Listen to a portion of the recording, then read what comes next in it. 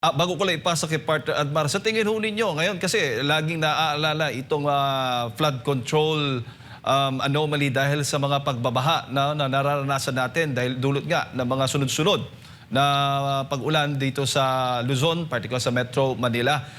Sa tingin po ninyo ay dapat ipagpatuloy ng Senate Blue Ribbon Committee o ibigay na lang sa Ombudsman? Sila na lang bahala pong mag-imbestiga dito sa anomalya sa flood control projects.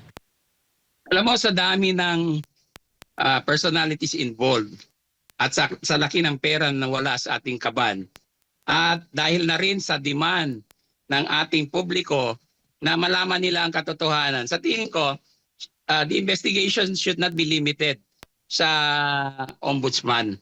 Dapat tumulong talaga ang Senado kasi nauna naman ang Senate Blue Ribbon Committee dito.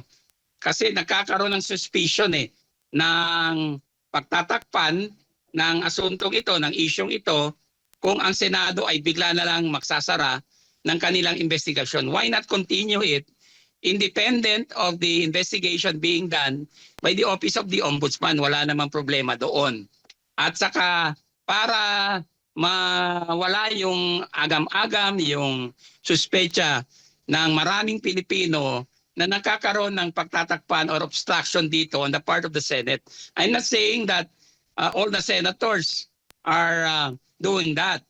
There may be some personalities in the Senate that appear to be trying to, outmaneuver itong investigasyon na ito at saka gumagawa ng mga issue para pagtakpan ito at hindi sila matamaan.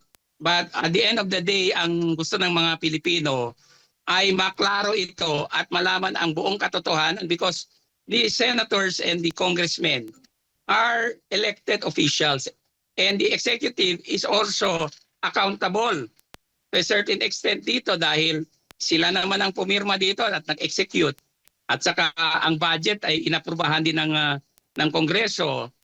So this is a dual responsibility ng executive at legislative branches. Kaya dapat i-continue. Ang panawagan ko nga the past several weeks ay dapat while